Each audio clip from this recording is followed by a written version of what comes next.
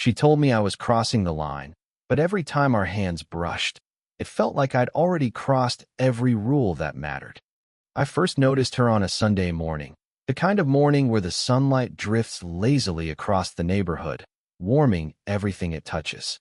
She was out in her garden, kneeling in the soil as if the world outside didn't exist. Her hair caught the light, strands of silver threading through the deep chestnut, and it moved with a gentle grace whenever she turned to examine a bloom or adjust a branch. I couldn't help but pause, just for a moment, watching her.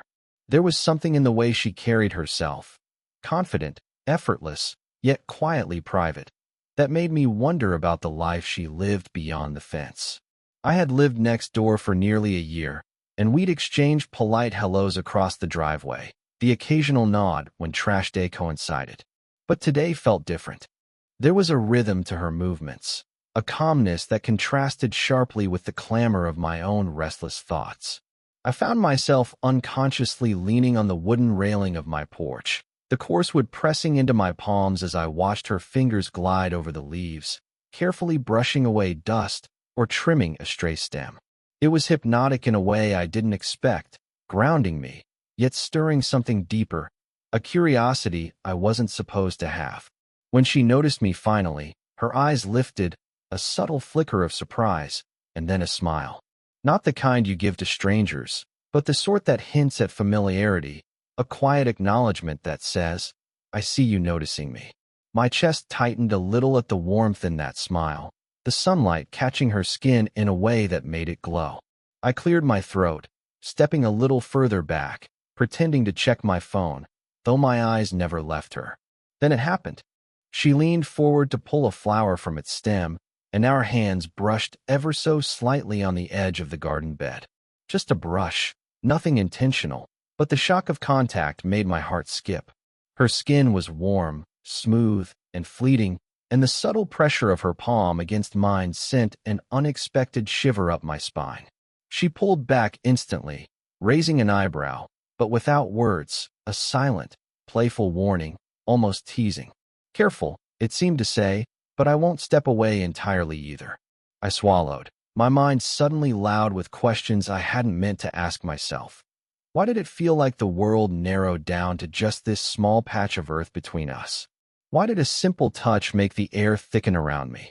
I told myself it was nothing, that I was reading too much into a neighborly encounter. And yet the truth stubbornly lingered. I wanted to know her.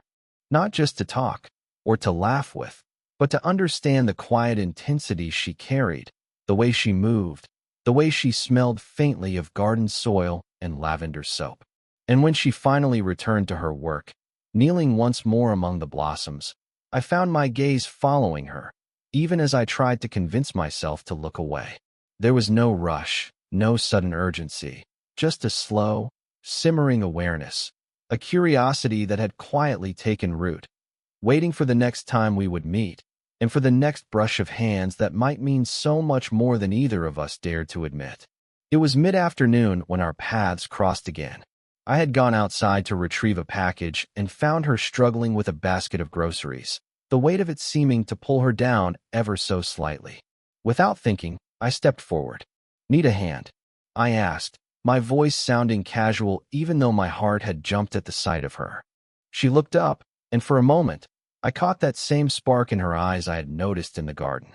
It wasn't amusement or surprise. It was something warmer, cautious, but open. "You're very kind," she said, her voice calm and steady, yet soft enough to make me lean in just a fraction. Together, we carried the groceries inside. The apartment smelled faintly of vanilla and fresh linen, comforting in a way I hadn't expected. The subtle warmth of the space made the encounter feel intimate, even though we were strangers by conventional measures. As we set the bags on the counter, our hands brushed again, lighter this time, lingering ever so slightly, and I felt that same quiet jolt of awareness from before. "I didn't realize you lived next door," she said, leaning against the counter. Her posture was relaxed, but there was an undercurrent of attentiveness, as if she was carefully weighing her words. "Yeah," I replied, brushing my fingers over the edge of the counter to hide the slight tremor of my nerves. I usually keep to myself. But, well, I guess I notice things sometimes. My gaze fell on her hands, which were now busy arranging the groceries, delicate movements that revealed a careful precision, a practiced grace. We talked, first about trivial things, the weather, the neighborhood, the little idiosyncrasies of city life. But gradually, the conversation softened, drifting into more personal territory. She spoke about the small frustrations of work, the quiet joys of tending to her garden, and the loneliness that sometimes came with living alone. I listened, genuinely attentive, letting my words stay measured and thoughtful. She noticed, and I felt it in the way her shoulders relaxed, how the tension I hadn't realized she was carrying seemed to ease in my presence. At one point, our hands met again as she passed me a jar of honey. This time, neither of us pulled away quickly. I felt the warmth of her palm, the soft pressure of her fingertips brushing mine, and for a fleeting moment, I sensed the slow heartbeat of the space between us, unspoken, charged with subtle curiosity. I didn't move. She didn't move. It was just a quiet acknowledgement of something unnameable, a gentle tension that neither of us rushed to dissolve. As she laughed softly at a joke I made. Nothing remarkable, just a turn of phrase. I realized how easily her presence had begun to settle around me, like a warm light I hadn't known I was waiting for. And in that light, the distance of years, the caution of circumstance, and the quiet warning she might one day give all seemed to shrink, leaving only this moment, this conversation, and the almost imperceptible brush of hands that said more than either of us could voice. By the time she left, carrying the last of the groceries, I found myself standing on the threshold of my own doorway, watching her walk back to her apartment. The day had shifted, subtly but irrevocably. I had discovered a connection, quiet, tentative, and filled with possibility, that neither of us yet dared to name, but that lingered in the air between us like the faint scent of lavender and sunlight. The next encounter happened unexpectedly, the kind that catches you off guard and leaves a lingering awareness long after. I had gone to collect a package from her doorstep. She had insisted I take it when the delivery person struggled with the stairs, and she opened the door just as I arrived. "You're crossing the line," she said immediately, her voice calm but firm, eyes narrowing slightly in that way that made my stomach tighten. There was a pause, and then, almost under her breath, a hint of a smile tugged at her lips, softening the warning. I smiled back, a little nervously, feeling the pull of her gaze. "Maybe," I said, voice low, "but only because I keep getting caught near it." Her brow arched, and for a moment, I wondered if I had gone too far. But then she laughed, quiet and restrained, the sound like sunlight filtering through leaves, and I realized that she wasn't angry. She was aware of the tension that had been building between us. As we moved inside to place the package on the counter, the space felt smaller, charged. I noticed the faint scent of her perfume mingling with the aroma of freshly brewed tea from earlier, warm and comforting. When she leaned forward to adjust a label on a jar, our arms brushed against each other again. This time, I didn't pull away immediately. The warmth of her skin lingered under my fingertips, a soft, electric reminder of proximity that was impossible to ignore. We spoke cautiously, lightly touching on mundane topics, yet each word seemed layered with unspoken tension. Her eyes held mine for just a moment too long, and I felt my own gaze soften without conscious choice. There was a rhythm forming between us, a quiet push and pull, like the sway of a pendulum, measuring how far we could go without tipping into something forbidden. When I handed her a small package, our fingers met again. The contact was fleeting, almost accidental, but it carried weight. I felt the subtle press of her hand against mine, the gentle warmth of her skin, and the faint brush of her sleeve as it passed by. My chest tightened, awareness sharpened, and yet there was a sense of safety in the proximity, as if the world had shrunk down to just the two of us, the air thick with anticipation. She shifted slightly, keeping just enough distance to respect boundaries, yet close enough that the space between us hummed with unspoken understanding. "I mean it," she said softly, a quiet edge of seriousness threading through her voice. "We can't, not yet." I nodded, swallowing the sudden lump of longing in my throat. "I know," I admitted, though my eyes lingered on her hand, the faint tremor of hesitation in her fingers. "I just can't help noticing you." Her gaze softened in return, almost imperceptibly, and for a heartbeat, the warning dissolved into something else: curiosity, vulnerability, and mutual awareness. We shared a fleeting smile, brief, electric, and it carried more meaning than any words could convey. By the time I left her apartment that day, I was acutely aware of the line she had drawn, and equally aware of how much I wanted to inch closer to test its edges. The tension was no longer subtle. It had begun to pulse quietly between us, like the faint beat of a drum under our measured, careful interactions, promising that the next encounter could tilt everything. Over the following days, our interactions shifted in subtle, almost imperceptible ways. The tension of those first brushes had softened into something warmer, quieter, a rhythm that neither of us had fully named yet. It was no longer just about stolen glances or accidental touches. There was a growing sense of care, an awareness of the other's presence in small, meaningful gestures. It started with something simple. I noticed her struggling to carry a heavy watering can across her porch, and without thinking, I stepped forward. "Here, let me help you with that," I offered. Her initial surprise softened into a faint, appreciative smile, and she handed it to me. The weight of the can pressed into my hand, but her fingers brushed mine as she released it, lingering slightly longer than necessary.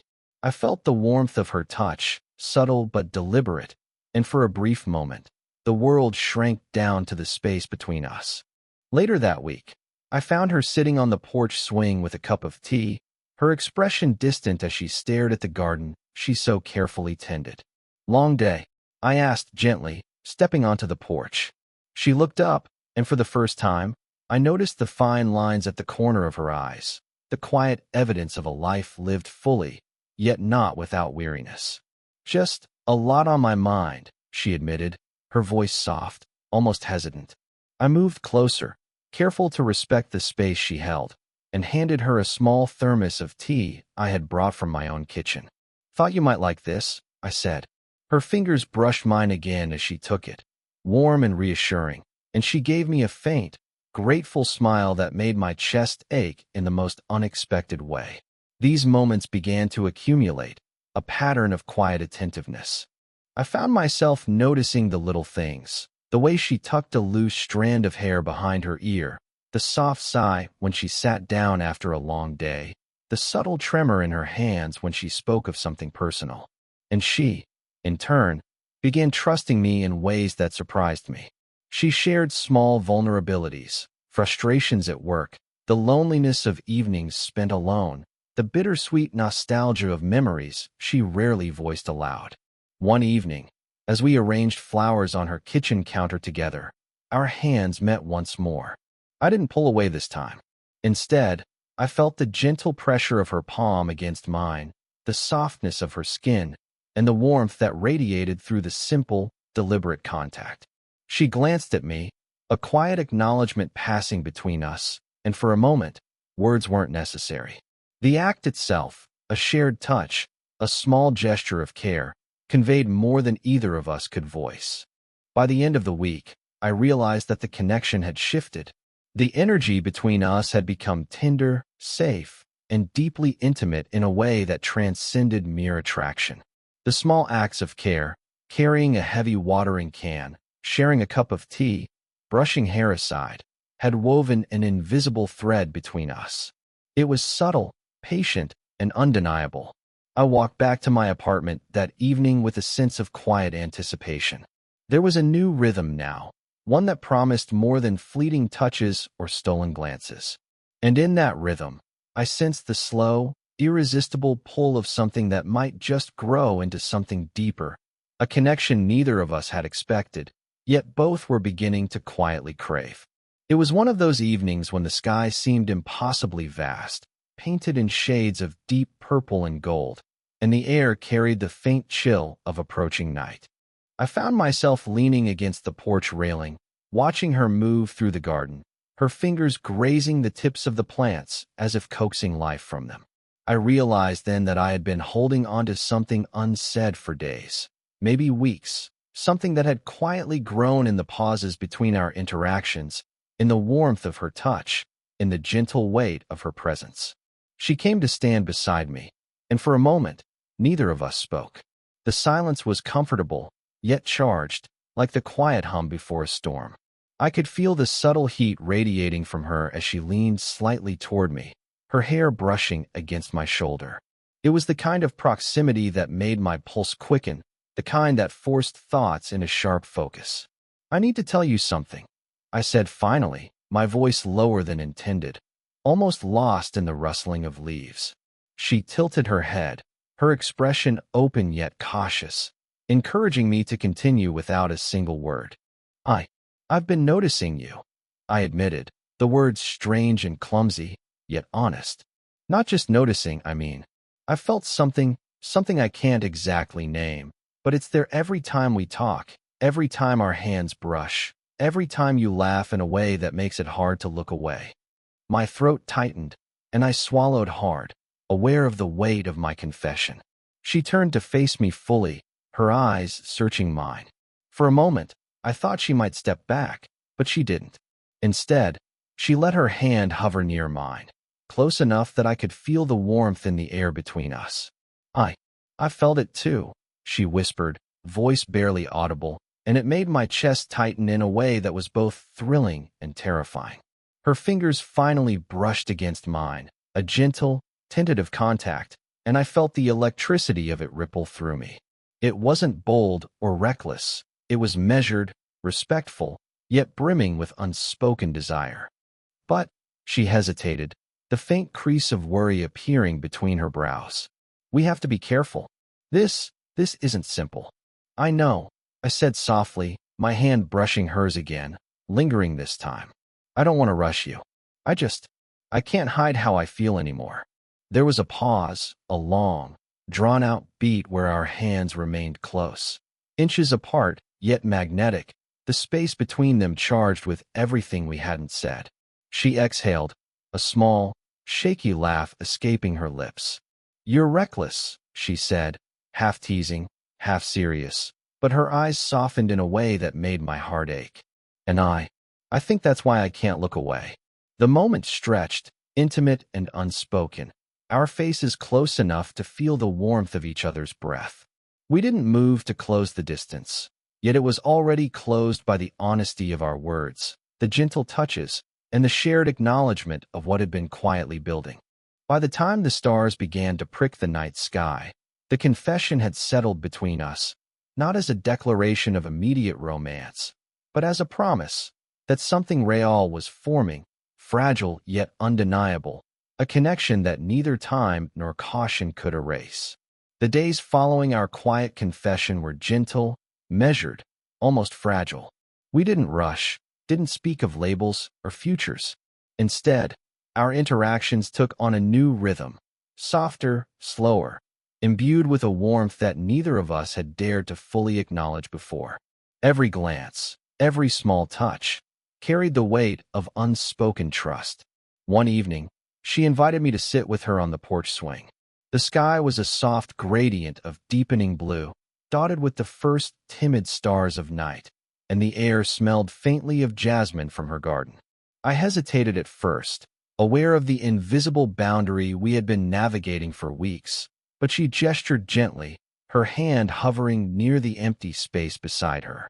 "Come," she said, a quiet invitation, neither commanding nor hesitant, just present. I settled beside her, careful not to crowd, yet close enough that our knees nearly brushed. She shifted slightly, her hand moving to rest lightly on the arm of the swing, and the warmth radiating from her skin was immediate, grounding me. I could feel the subtle rhythm of her breathing, steady and calm, as if she were letting me in without a word. We talked about everything and nothing, the slow pace of neighborhood life, memories of our respective childhoods, the small triumphs and setbacks of our week. And as the conversation unfolded, there were moments of quiet pause, where words fell away, leaving only presence. Her shoulder brushed mine, her fingers lightly grazing mine as she laughed at a thought I'd shared, and each touch felt deliberate yet entirely natural, a bridge across the hesitation that had defined our early encounters. At one point, she rested her hand gently against mine, fingers curled just slightly around the edge of my hand. The contact was tender, affirming, and I felt a warmth spread from my chest, deep and unhurried. She didn't speak, didn't move closer abruptly. Instead, she let the touch exist in its own quiet space, a promise of safety and trust. I found myself leaning just a little, tentatively, until her cheek brushed against my shoulder. The moment was fleeting, a whisper of contact, yet it carried all the weight of connection we had been building. The shared smiles, the gentle touches, the lingering glances. I felt her steady heartbeat against my arm, rhythmic and calm, and in that simple closeness, all my fears, my hesitations, dissolved. We didn't speak of love or desire. We didn't need to. The affection was already there, subtle and profound, carried in the gentle brush of hands, the quiet warmth of proximity, the shared laughter that lingered like music in the air. It was intimacy built on patience, on respect, on the acknowledgement of each other's boundaries, and it felt unbreakably real. By the time night fully settled, with stars blazing overhead and the air cooling around us, the hesitations had melted into something solid yet tender. I realized then that our connection had grown into something enduring, slow, deliberate, and infinitely satisfying. We had crossed the threshold from curiosity and tension into a space of mutual trust, where each touch, each glance, each laugh reinforced the bond we were quietly nurturing. As I walked back to my apartment that night, I carried with me the warmth of her hand in mine, the softness of her cheek against my shoulder, and the undeniable certainty that whatever came next, we had already found a closeness that could not be undone. The following weekend felt different, as if the neighborhood itself had shifted in response to the quiet intimacy we had nurtured. I found myself standing at my own doorway, watching her across the fence as she arranged potted plants on her porch. The sunlight caught her hair, warming the strands to a golden hue, and I felt that familiar tug in my chest, a gentle, steady pull of admiration and care that had grown over weeks of small touches and shared moments. She looked up and smiled, a soft, unguarded smile that made the air between us feel lighter, warmer. Without a word, I crossed the small space of our yards, my steps slow and deliberate, savoring the anticipation of being near her. When I reached the porch, she gestured to the swing, and I understood that this was a continuation of the rhythm we had found. No rush, no pressure, just presence. We sat side by side, the wooden boards of the swing cool beneath us, yet the warmth of her shoulder brushing mine created a quiet heat that made the moment intimate. Her hand found mine, fingers threading together naturally, and I felt a sense of calm certainty I had never expected to find. It was a touch that spoke of trust, of understanding, of the slow, deliberate building of connection. We shared tea, sipping in companionable silence as the afternoon waned into early evening. The sounds of the neighborhood, distant children playing, a dog barking, leaves rustling in the breeze, faded into the background, leaving only the soft rhythm of our presence, the gentle brush of her fingers against mine, the occasional shared smile. There was no need for grand declarations. The intimacy was already present in these simple gestures, in the space we allowed ourselves to occupy together. At one point, she leaned lightly against my shoulder, the weight neither burdensome nor accidental. I felt her breath warm against my arm, and I rested my cheek against her hair, closing my eyes for a moment to savor the quiet, steady rhythm of our closeness. It was a contact that conveyed more than words could: comfort, affection, and a sense of belonging. We laughed softly over small stories, reminisced about trivial moments, and in those moments, I realized that our connection had become a part of our everyday world. It wasn't flashy or dramatic. It was steady, enduring, and profoundly satisfying. The affection between us had matured into a form that was gentle yet electric, tender yet undeniable. As the sun set, painting the sky in shades of rose and amber, I watched her smile in the fading light. Her hand rested against mine, and I felt the quiet certainty of the bond we had forged, a connection built on patience, respect, and slow, deliberate intimacy. In that moment, it didn't matter that we had crossed boundaries or navigated hesitations. What mattered was the warmth of her hand in mine, the soft laughter we shared, and the undeniable promise that we had found something lasting. When I finally walked back to my apartment, the memory of her hand lingering in mine stayed with me. The world felt brighter, quieter, and more complete. Our story wasn't one of grand gestures or sweeping declarations. It was a story of presence, of patience, and of two people who had found in each other a steady, enduring warmth that would carry them forward, together.